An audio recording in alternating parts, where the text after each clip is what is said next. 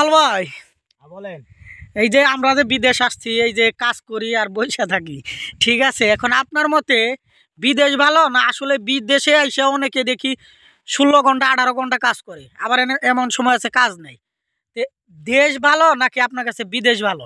যদি কাজ করে মানুষ, দেশি কাজ আছে, ভালো ভালো কাজ করলে দেশে বই কাজ করা যায়। হ্যাঁ, দেশে বই কি মানুষ আলিস্যমি করে কাজ করে, বিদেশ যাই আর কি বেশি টাকা কামাই করবে, হ্যাঁ, এই ভাবনা নিয়ে গাড়ে সেটাই।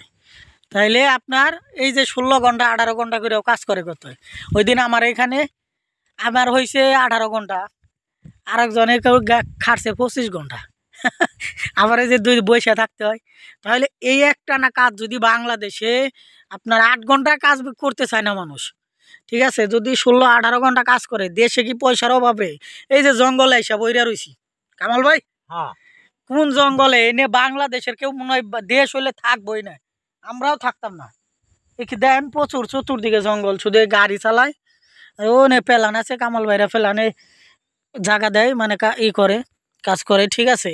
আর প্রচুর চতুর্দিকে জঙ্গল, থাকা যায়, দুইটা টাকার আশায় শুধু রয়েছে মানুষ, ঠিক আছে।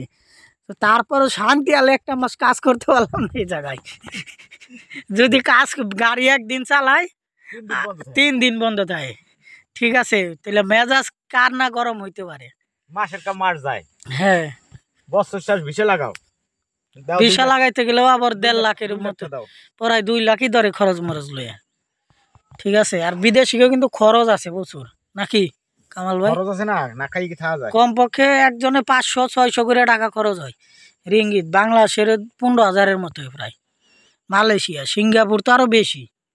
সিঙ্গাপুরে এক স্বাস্থ্য ভাই একদিন বললো সিঙ্গাপুর হতে 50-1.5 লাখ টাকা, এক বন্ধু বললো কয় আরো বেশিও খরচ হয়ে যায় আমাদের।